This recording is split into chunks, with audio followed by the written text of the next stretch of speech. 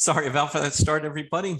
My name is Nathan Berkey-Pyle. I'm the Hawke's Bay catchment coordinator for, and today we're going to have a little bit of chat around some drainage ditches. It's good. We've got a really good attendance today. We had 200 people signed up. So if we get 100 people in the chat, that'd be great. Although I am sitting here in Hawke's Bay, my history, I have 30 some years in restoration ecology, especially around wetlands and streams. So drains are a bit of an interest for me. And we've got a few people coming on. And that's good. We've got people from all over the place, some people down there in the chilly South Island. Although up here in the North Island, we had snow. So we'll see what happens over the next week. All right, I'm just going to get started, and people who will come on. Drainage ditches is quite an interesting topic. They're engineered ecosystems. Basically, we dug them to drain wetlands, straighten streams, rivers, for basically agriculture, sometimes for the use of urbanization and that kind of thing. But they're unique in is that they have some characteristics of streams and wetlands. And in some areas, they're what's remnant of what we used to have from streams and wetlands. So they have an important role. The other thing is drainage ditches are made to move water quickly across the land and dry land. And because of that, they are actually probably one of the areas that influences water quality, because we're pushing water off the land through those drains pretty quickly. So there's some things we want to do. I'll have a little bit of a chat today, though. This is just a primer. We're not going to go into a lot of detail, or else we'll be here for about 3 or 4 hours.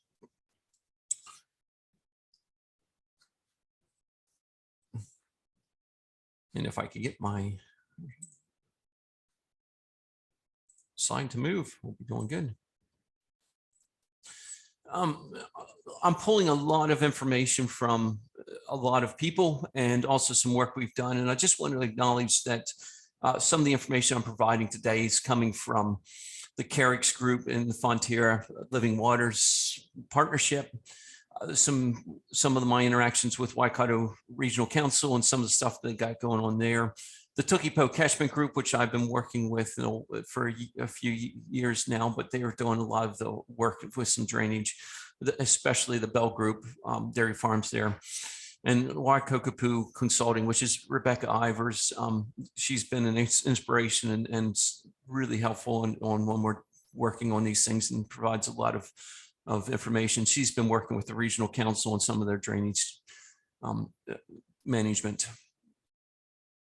So why drainage ditches? There's a lot of issues around drainage ditches. We've got increased sediment loads on them. A lot of it is because we've got oversteep banks, bare soil, a lot of bank failure on these because of poor management, and a lot of exposed soil. So a lot of sediment going in, and those spoiled soils are bringing in nutrients into our waterways and moving it down into our major waterways. We've got overland flows, which also increases those nutrients. And in like this photograph, causes erosion and includes increases unstable banks again. A big problem is increased sediment and nutrients. As you can see, we've got one drain here, it's nice clear water, and one coming in, it's muddy. And with this, sediments are nutrients that are just moving downstream and into our major waterways.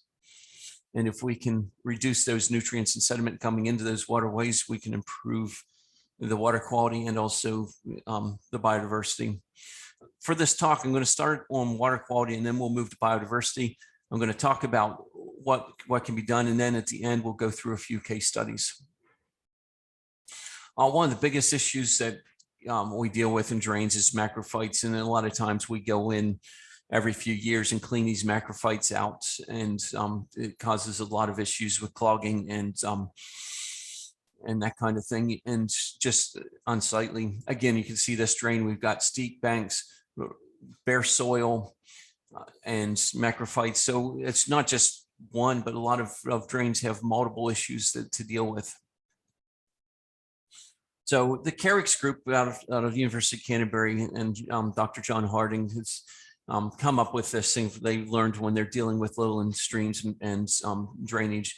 Is first we got to identify the issues. What are the issues we're dealing with? Is it sediment? Is it nutrients? Is it increased macrophytes? Start at the top of the system, work your way down, find those leaking plumbings, where the land is eroding in, move downstream and use the toolbox approach. And today what we're going to talk about is this toolbox approach, and in the toolbox is the tools we can use in that toolbox, and really highlight that multiple tools for multiple problems. And this toolbox approach, we don't just use one or two, we're going to be using a lot in one drainage system.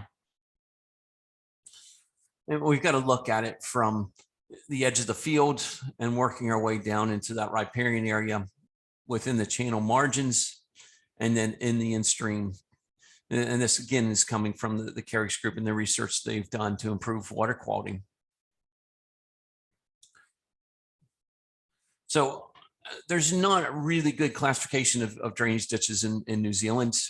So I've come up with a very broad one. It needs to be refined, but it really helps when you're looking at rules and regulations. There's not a lot defining what exactly each drain is, but I've come up with a dry ditch. And the dry ditch is basically it's dry most of the year except for after rainfall events. And those ditches are the ones that just are pushing water that sits low on the land out.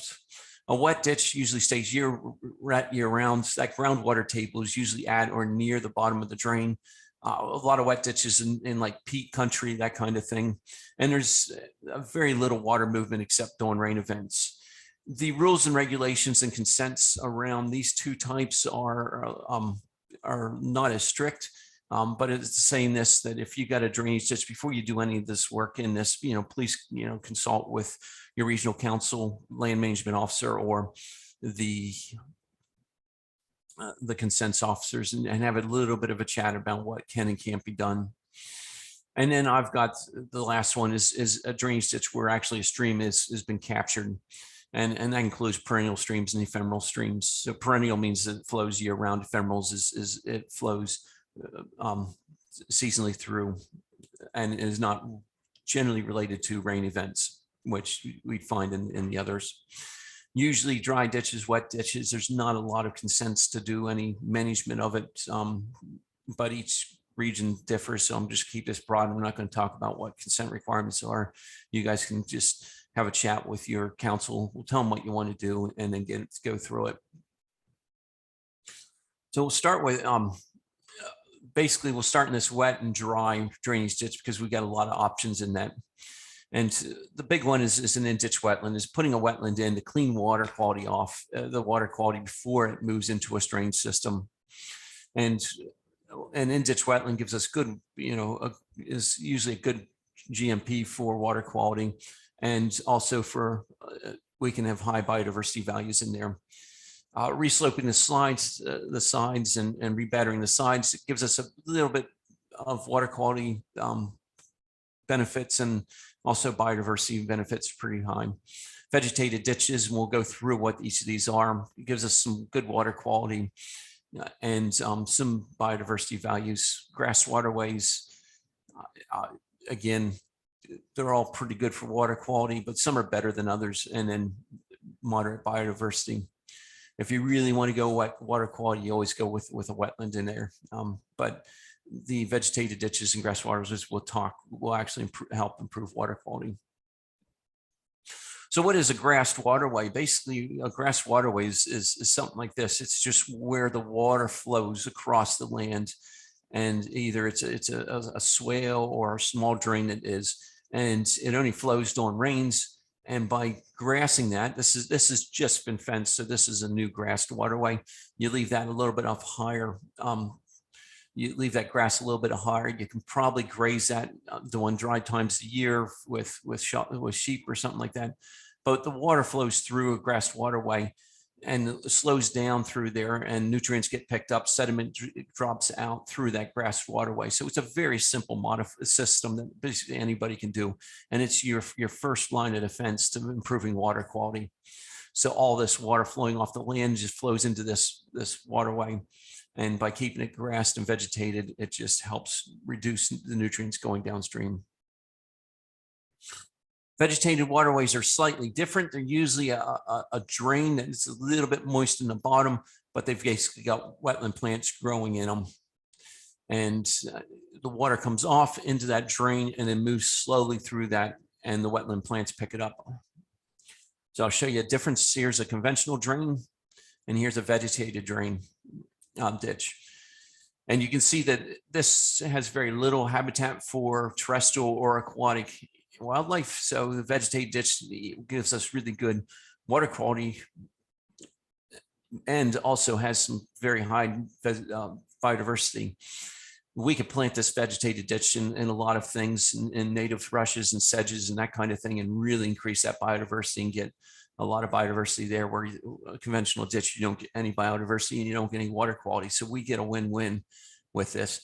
It takes a little bit of knowing your drainage systems to know if you can get away with a vegetated ditch. Low-grade weirs are just simple weirs put into a drain, just slow water down. A lot of times this is really good for if you get a high phosphorus area. And what happens is you get pooling of water behind sediments, phosphorus drop out. And if you got plants in that drain, you can also get some nitrogen removal. A lot of times you'll see low-grade weirs with holes drilled into them, so they allow low flow to go underneath and then back up the high flow. Really good for like I said, for sediment and phosphorus. And if it's vegetated, we can get some nitrogen removal. Really simple and easy. Again, you got to know your water flows through the system to really do with it. But you can also, if you can adjust these really quickly. If you backed up too much, you can take a log off and just change it. One of the issues with low-grade weirs, though, is that like this one, you can get some erosion down here below. So it's really good to put some rock or something that this flows into to reduce erosion, or block and have some flows lower up. In-ditch wetlands, which is something that I'm excited about, and we've done a good bit with, and this is based off some of the stuff that Bex Ivers has done for her PhD in the Waikato. But basically all she does is all this is basically the widening of a drain channel and planting with wetland plants. So you create this wetland in the drain, so your water comes into that drain, into that wetland, spreads through, slows down through there, and then comes back out, usually clean. It's depending upon flows and movement through, you can get varying things, and there's a little bit of variables around that, and we'll have a little bit of chat around that just real soon. But basically, she takes a 1 to 2 meter wide ditch and moves it to 2 to 4. I try to get as wide as possible as I can with these, just to add a little bit more retention time, and that will allow that vegetation to take up. It all changes depending upon drains and ditches. One of the issues with a wetland here is that most ditches are dug on a slope, and you've got for a wetland, you got to have that pretty much flat. So it just takes a little bit of adjusting to fix that, and I'll talk about that in a little bit. Just going off some NIWA stuff, and I forgot to mention NIWA. Chris Tanner and his team are very good and have a lot of expertise and are really great to talk to. And their guidelines for constructed wetland for treatment of tidal drainage offers this, showing us what % of the catchment we need and sizing those wetlands. What we're looking for generally for water quality, if you want basically greater than 70% removal of nutrients, you're looking at 1 to 5% of the catchment to be in a wetland. So you make your drain that size. I won't go into this too much, but again, Chris Tanner's work This basically showed you, this is his planting for a wetlands, for a treatment wetlands, the same as for a drain wetlands. We plant the shallow margins with emergent plants and plants that can live submerged partly, the embankment with native sedges and stuff, and then that flooded zone with Raupo or Schynoplectus palmia, like with these emergent plants.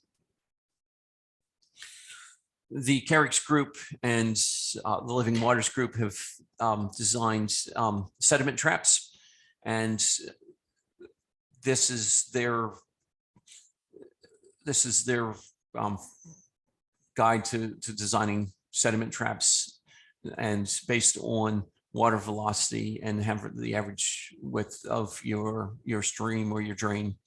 And then this allows you to calculate out your sediment traps, and I will provide that detail for you guys out later on. It's when we go through the questions and answers, and any supporting resources I'll provide in the chat when we go to the question and answer time. If you have any questions that come up, please put them in the chat. Nardine is following that chat right now, and we will go through those. Well, answer some of those questions as we go through the question and the answer, and I'll save those for the end of the presentation. All right, streams with drainage systems and drainage systems that incorporate streams provide a little bit of a complex situation, because you've got moving water, and that's moving and causes erosion and that kind of thing. So any work done in a drainage system that captures a stream basically needs a resource consent. And yep, the other thing you got to watch out or you got to be careful for is that some drainage schemes, some drains are and part of council district or regional council drainage schemes, and they're managed by them. So if your drain is part of those schemes, there's not much you could do except for have a little bit of a chat with the schemes management and ask them, say, hey, we want to try this on our side, and work with those drainage scheme guys.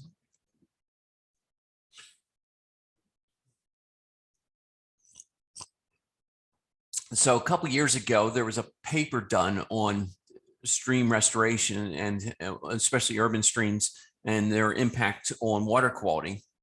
And it plays a part into drains. But I wanted to show you right here. They showed that in streams, by lowering the floodplain, you can 81% of the studies that showed that a positive effect on nutrient removal. Again, raising water levels with drainage control structures. They saw that 51% of the studies showed a reduction in nutrients. And this is those low grade weirs. In stream wetlands, which is basically what we were talking about, these in-ditch wetlands, they showed that 83% of the studies showed an improvement in nutrients. And then oxbow wetlands, and this is a wetland that's off, would be what we build a wetland that's off the drain that we divert water through.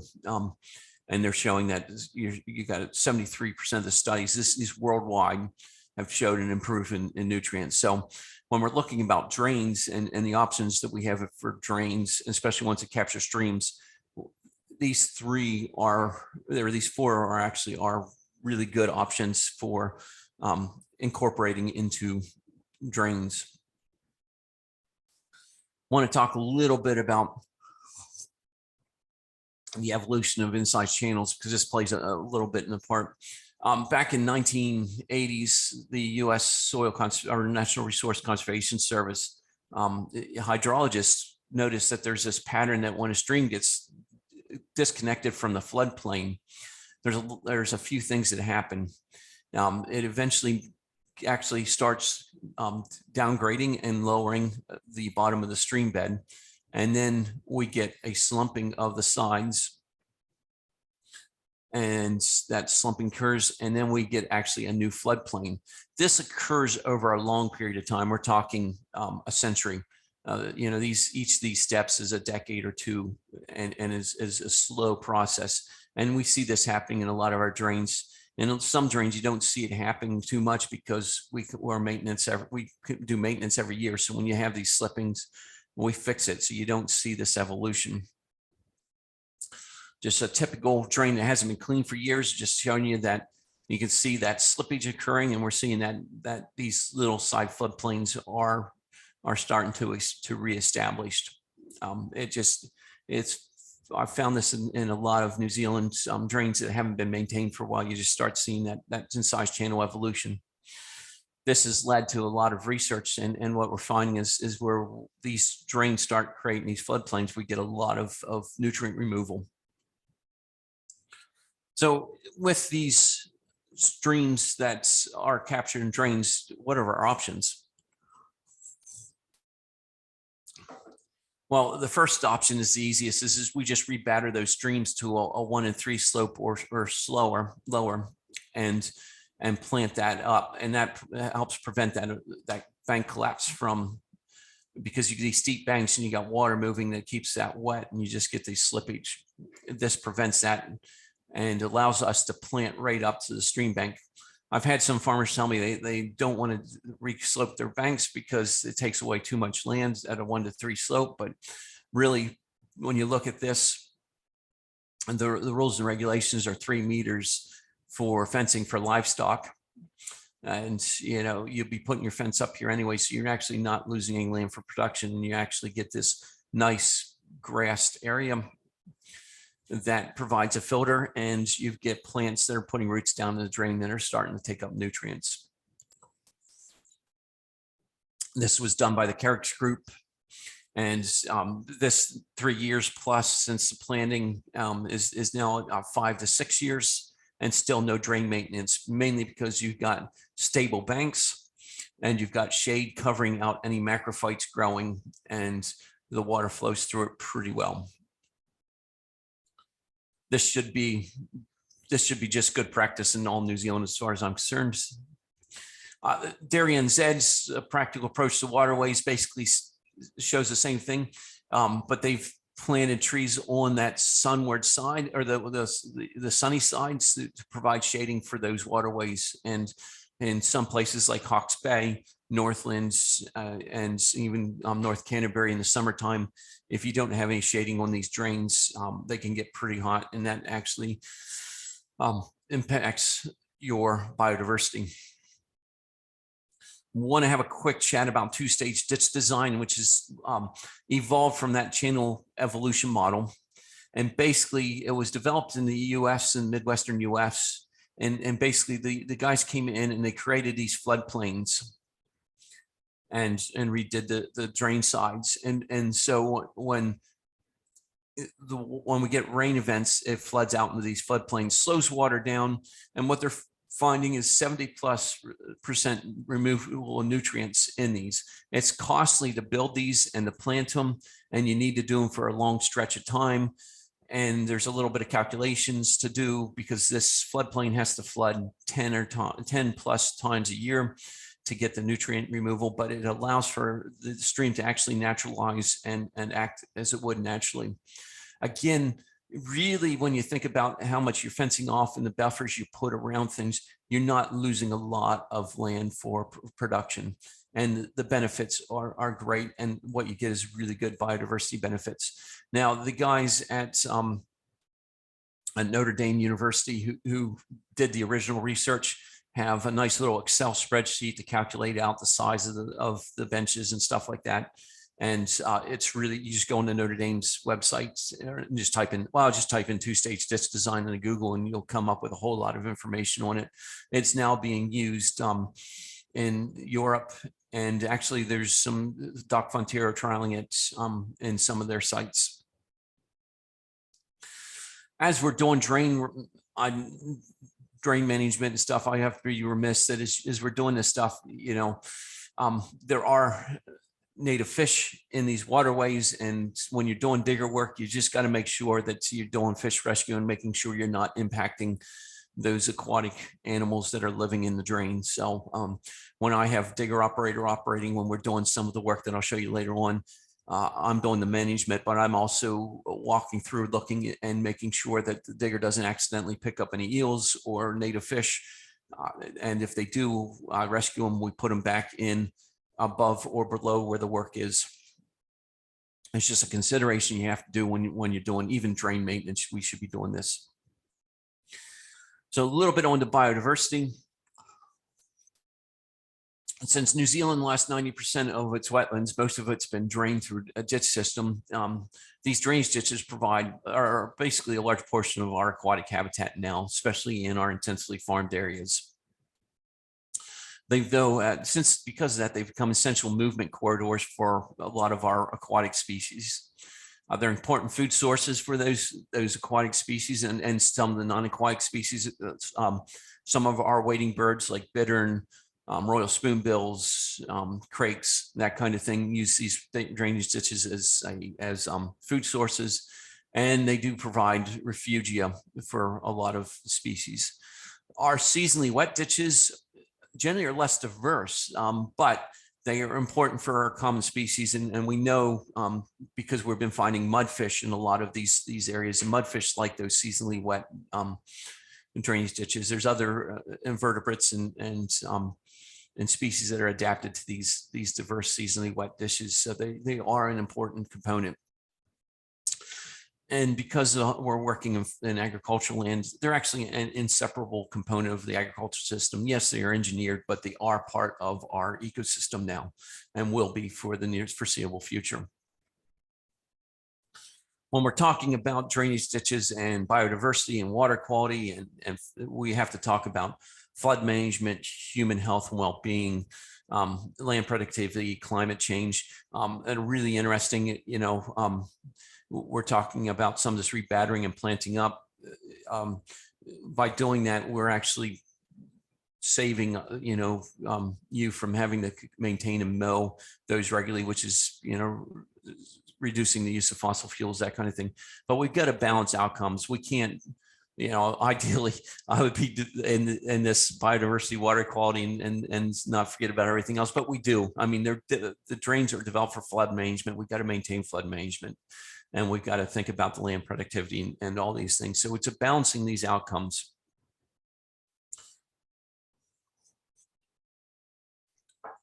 Beautiful drainage ditch that was done in is in Northland. I just think that from a biodiversity standpoint, this is a very biodiverse drain. We've got native trees and vegetation. We've got rushes and weeds. This will have all kinds of native and species using and waterfowl species. This would be the ideal, although in the real world that doesn't always happen. Talking about aquatic species, usually it's our fish, inonga, which make up a good bit of our whitebait population, our bullies, our cora, our eels, which are very important tonga around our areas. So we got to think about that aquatic biodiversity, but also the terrestrial biodiversity, the birds that use it, the bitterns, and that kind of thing. So one of the PhD students at University of Canterbury had a little bit of a blog, and she had this thing is stream restoration working in this field of dreams hypotheses. And basically she basically said, if we build it, will they come? Based off the Field of Dreams movie. And, we have basically a drain, and it's got a few low value species in. We plant the riparian area, but we still just don't get to see that recovery of the aquatic species. And why aren't we getting that? And part of it is because we don't deal with the habitat that's in the water for these aquatic species. And these aquatic species are important. Some of them are important tonga, but some of them are important for our terrestrial species like bittern and waterfowl and our broiled spoonbills and that kind of thing. So really what we want to do is we want to get our drains into this where they're very biodiverse. Fish and Game, the Environment Canterbury and Ashburton District Council came up with a rocky weir system that adds more diversity into the waterways, creating a pool riffle run system. And really this I'll have this pamphlet for you, but really again it's adding that habitat in there to allow for fish to do it. This also oxygenates that water that can get stagnant if there's not a lot of riffle systems, and especially in the warm areas you can get really deoxygenated water. in the 80s in the US, stream management was basically putting in structures. We've moved away from that for stream restoration, but these structures might actually become important in artificial systems like our drain systems, and creating overhanging banks that fish can move out of this fast-paced water flow and into slower flowing water and have a little bit of overcover from predators. Basically, if you think you're a fish in a traditional drain, traditional drains are developed by engineers to move water across fast, and the water flows basically on a new drain is uniform basically across that flow, and fish can't live in that year all the time because it demands a lot of energy. So by creating refugium will help provide places for those fish to actually get into lower flows. The addition of wood, and this is from the Carrick's group, the addition of wood adds to that diversity, allows for little eddies for fish to get into, allows for bugs to hide and use, and also it adds that carbon into the water to allow for denitrification processes, which is something we got to think about too. Boulder clusters are a good one. They are effective in a simple way. Again, you got to know your drain, and when you put these in, you got to know where to put them in and how that affects flow and flood flows.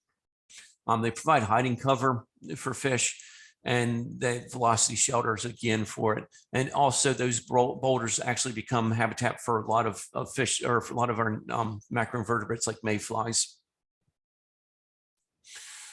When you're planning putting in boulders, you got to move them towards the middle. If you get them over towards the side, because when water flows around these boulders, it speeds up through here and around there. And if you have it close to the edges, you can cause some erosion, and then moves around here. And what you get is this little eddy back here that fish usually use to stay out of those water flows, and then they'll come out and feed, and they'll pop back into those things. So, yeah, you got to think about the size that your boulders don't move when you have big flood events, because they do move, they could end up jamming up your waterway. Whenever dealing with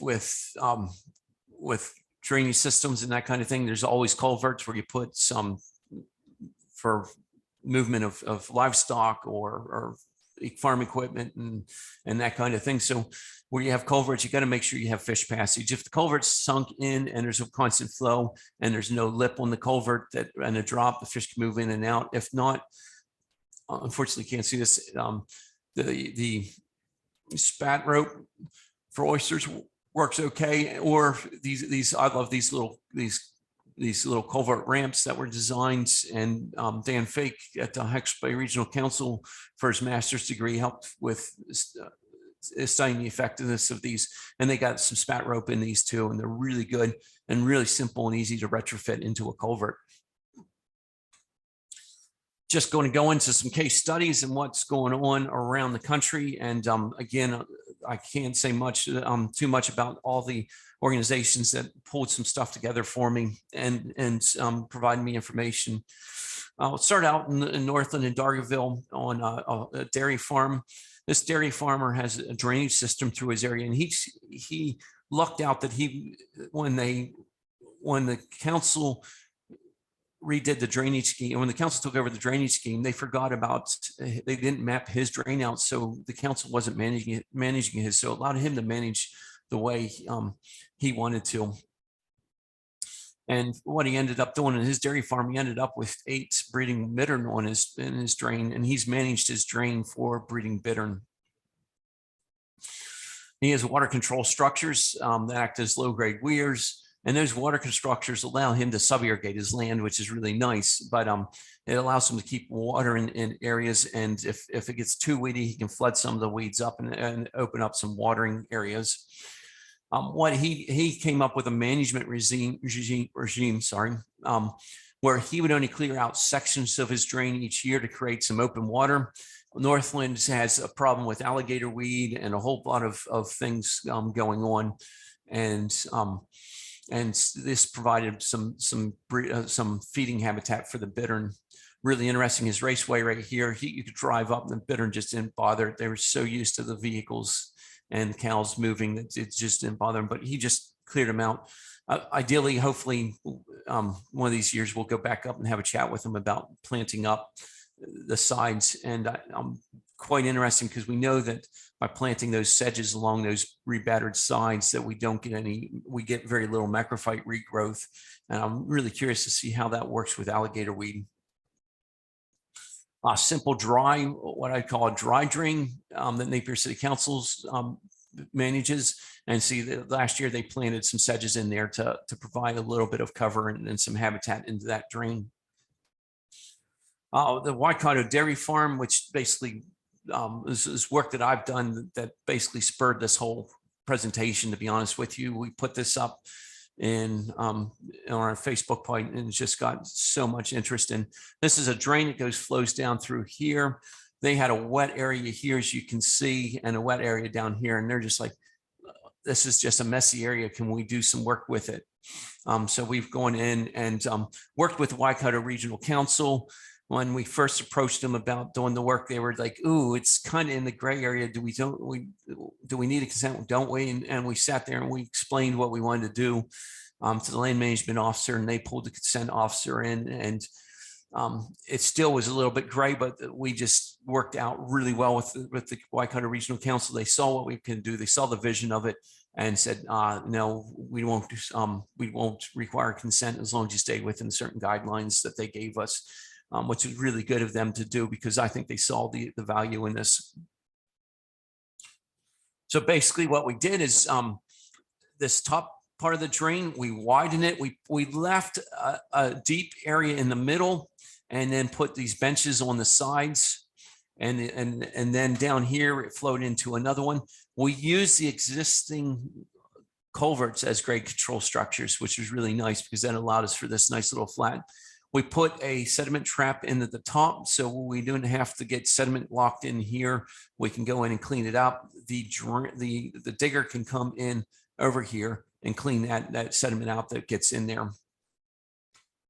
Flows down here. We created a wetland basin here.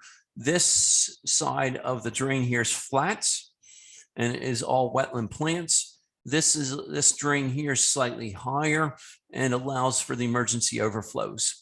This always got planted up in sedges and for water quality, and then it flowed into the neighbors. In the next couple of years, the neighbor's going to put a wetland down in below on theirs because they enjoyed what this turned out to be. So this is what, when we finished the work, this is what it looked like 1 year later with all the sedges planted. The land, I wanted to do the whole basin of wetland, but the landowners wanted this dry piece to put some trees. You can see where they planted trees. Another view looking up at that bottom one, that's the drain. This is what it looked like after we're done, and was what it looks like a year later. The top one, again, there's the drain. We cleaned it out, widened it. They planted sedges, mostly Caricaceptas, but some giant umbrella sedges in there. And 1 year later, we're looking at this and going really good for biodiversity. Well, hopefully we'll get in measures for water quality to see how the water quality is doing in this one. Dairy farm in Central Hawke's Bay. Again, we got a drain. This was a wet drain through some of it, but this was wet, and then down here it dried out. So we put a plug in and a culvert over here, created a wetland basin here, put in grade control structures, and because as all drains are, they're sloping. These grade control structures allowed us to have uniform water length over the area. Normally, as wet as this is, I wouldn't use clay grade control. I would have used rock or something like that. But we had a dry period that we could compact that clay. It seems to be it held up really well. But we had a really big drop here, so we had a second grade control, another little basin for wetland plants. This top one, we just widened and rebattered this side, and there's a bench here that we're planting sedges and rushes into that bench. I'll just point out here, this is just one in this little catchment of multiple paddocks. We've got a wetland above, and we've got a series of wetlands coming in, and they're all small. but together they actually do a really good job of cleaning up the water. This is the Tukipo Catchment Group, and the work was done with some funding from MFE. And those MFE people are listening. Thanks for funding that. Again, here you're looking, we resloped that. This is just a few months later. We haven't got the planting in, but you can see the macrophytes are already starting to grow, and we got to get those plants in to reduce that macrophyte growth. There's what the basin looks like. There's our culvert. Drain number 2, and this one was a challenge. We put a sediment trap in here, but the slope was too high.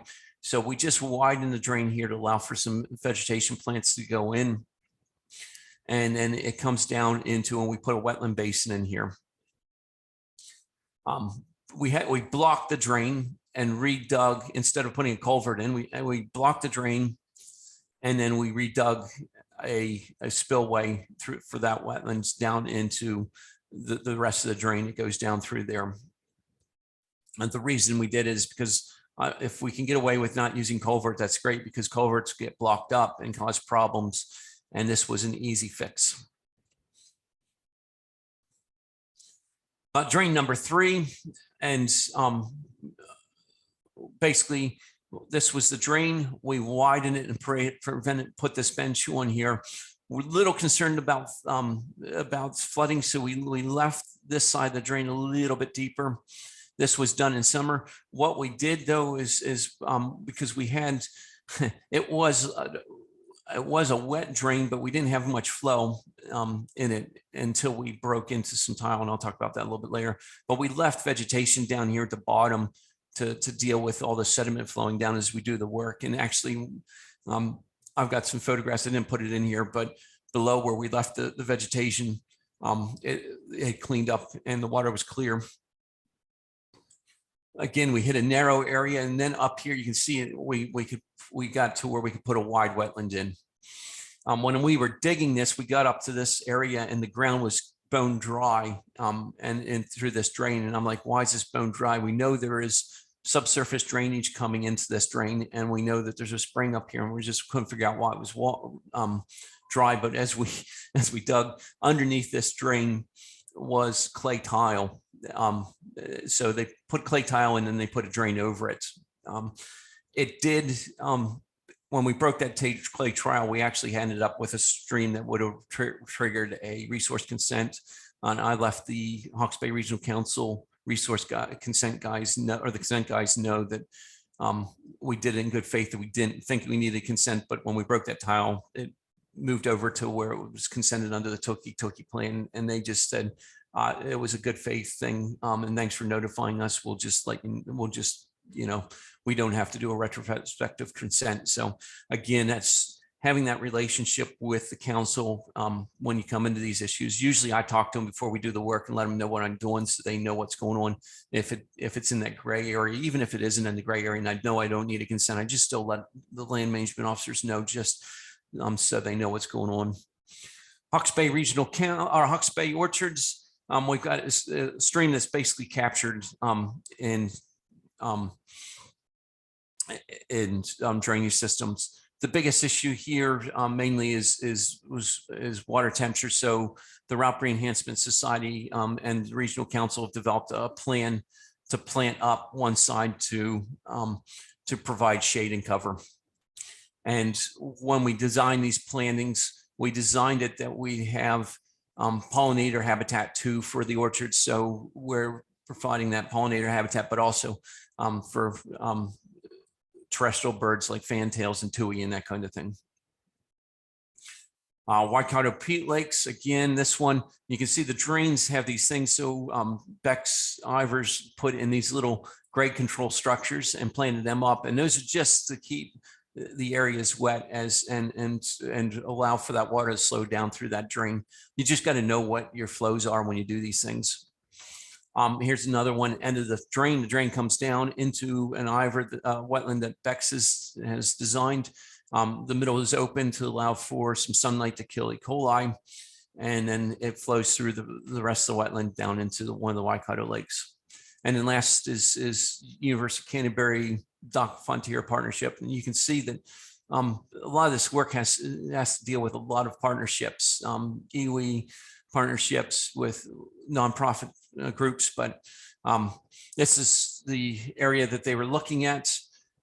Hedges, they removed the hedges, and you can see the drains in fairly bad condition, rebattered the stream and planted it up. And here it is in 2017. You can see the sedges developing. And here it is, I can't remember what year it is, I think 2 years later, but you can see that these sedges have started to reduce the microphyte growth in there. And when you look at it at anywhere where they've rebattered streams and put in Caricsectas or giant umbrella sedge, you get very little macrophyte growth, which allows for streams to go through. And these end up not having to be managed for any length of time. And that's the end of my my presentation there. Pull Nardine on if she's got some questions.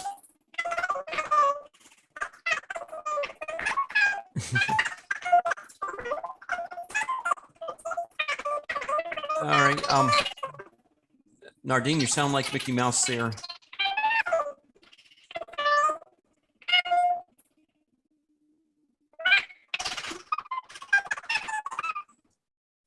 All right, well, we're not going to use Nardine, unfortunately. She's got some issues with her thing. Don't know why. So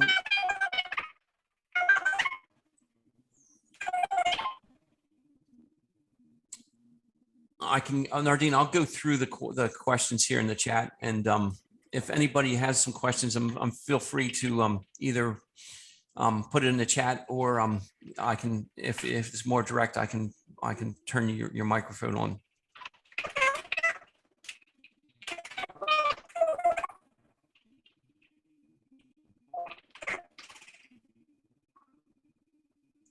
Just going through here real quick.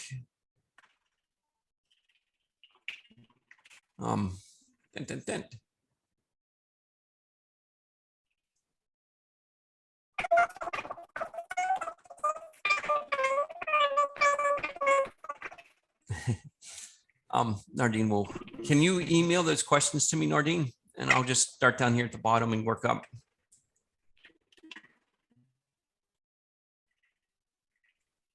Again, I'll, as we're sitting here, I'll just, as I'm getting those, the Selwyn Council has, if I can do this, has a nice little resource.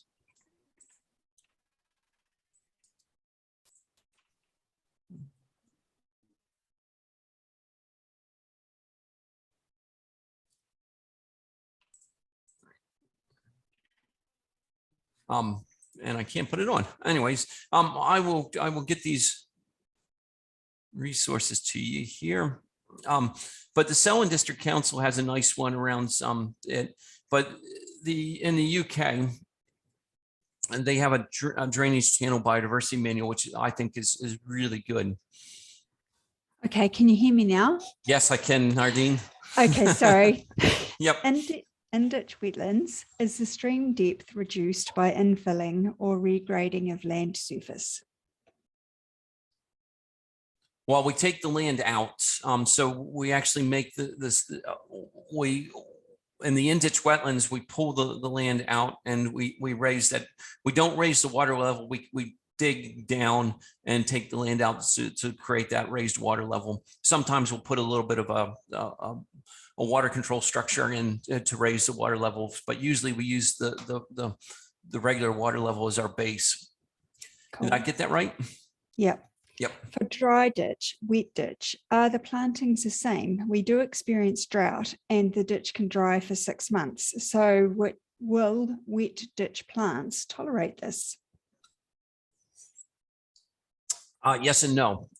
Dry ditches are an interesting one, and a lot of areas that do, like the northern hemisphere, that do dry ditches usually use grassland species that are native there. Some of our native sedges, like the giant umbrella sedge, can handle that wet dry and is really good. And is, I think if you got a dry ditch and it can handle flows with planting up in a higher grass like those giant umbrella sedges, I would do that because it just acts as that filter. And the only thing you want to make sure is you slow your water down too much. What about dealing with these fast draining linear systems? Can you make them winding? You can. It requires a bit of land, and there's a classic example in Germany where they've done that. And they call it, they redug the ditch in a winding, sinuous area, but in production land, it's harder to do because it makes it harder for things going. If you do like a two-stage drain design with those floodplains, what happens is the stream actually starts to meander naturally anyways and create meanders in that floodplain area. Cool. So someone's asked if these solutions can be used for roadside drains and in a rural context, and someone else has answered yes in the chat. So I'm assuming that's okay. Yes. And then some, Yep. And some of the best literature I've found around, especially dry drains and those wet drains, are some best practices around road drains, and actually our transports, our district councils and that kind of thing are putting drains in around those roadings. Should probably be doing that because that's a lot. Heavy metals especially can get dropped out into something like that. Yeah, cool. Someone's asked for the link to the Notre Dame calculator for the two-stage ditch design. Yep. And Yep. And then someone else has added that there's some good log vein designs, someone else to look up. So we'll look up that. But another question, where ditches are planted on one side or both and carricks and planting has reduced maintenance, how is maintenance then done if need be? I know landowners who want to leave one side unplanted for digger access, perhaps grass is only one side to allow access? Yeah, well, with the nice thing with your sedges is that they can move.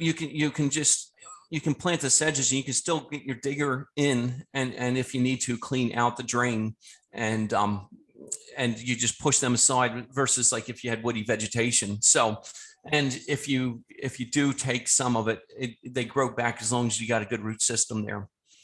So you shouldn't have to worry about it. So if like, especially in a drain, because you want to plant that northern side or that western side with high vegetation, you leave that southern or eastern side so you can get a digger in and actually do some work if you need to. Nice. And I think Carricks geminata are particularly hardy, aren't they, when it comes to that sort of thing? Yeah, geminata in the Waikato South and Lesiona in Waikato or Auckland North. Brilliant. So what are the tools for captured streams? This might be too long for you to answer in the time we've got left. I don't know. For captured streams, it's basically the Carricks group stuff is either two-stage ditch design, which is I think would be best management practice, or rebattering those sides and planting them up in sedges, and then again higher stuff on that northern side to keep the temperature going, and then probably implementation of rocks or fish habitat in there to provide that refugia for those fish. Wonderful. Is there a list of species you can recommend for planting? What varieties of Carricks are best to use for the sides of ditches and wetlands? Yep. Your big three: Carricks secta, Carricks Frigata. Carricks frigata, and Cypress, Cypress estellatus, which is your giant umbrella sedge. Those are your three dominant ones, and those are the major ones that they plant. There are some minor sedges that you could, but those three create a nice big canopy. Carricks secta will get 1 meter plus high and around, and the frigata gets almost that high in the same way as giant umbrella sedge. I recommend to people that they plant at about 0.5 meter spacing, You can plant them a meter spacing, but that just requires about a year of weed control before they get up. At half-meter spacing, you reduce that weed control. So if you have the funding to do it, that half-meter spacing is what I recommend. Wonderful. Well, we're through our list of questions, Nathan. Well done. Yep. Yep. Yep. And I will send an email out to everybody who's participated with some resources and some links to resources, especially that the Notre Dame stuff. But yeah, there's the Nature Conservancy funded that, and there's a lot of literature on it. And like I said, the Carrick Group is put one in, and they're doing some research on it right now. Nice. Awesome. Thank you very much, Nathan. Yep.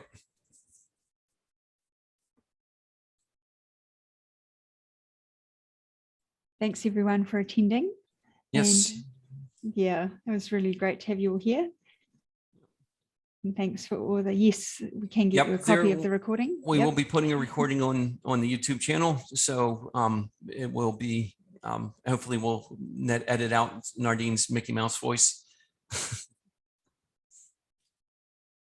Oh, there you go. Is there a benefit versus cost if you don't batter the sides and plant the existing drains without digger work?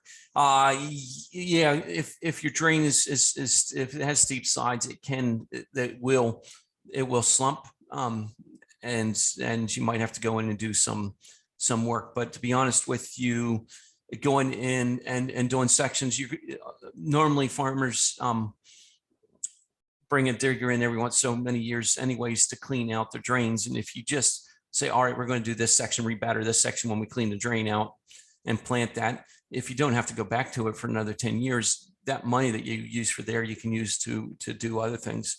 The guys that done the two-stage ditch design in the US basically said they've moved from cleaning drains to actually implementing them. And so, all right. I appreciate everybody. And like I said, I will follow up with some resources, and thank you guys for coming and appreciate it. And I will follow up on some of these questions. And if you have any other questions, feel free to contact me. Yep. Wonderful. Thank you. Thank you. Yep.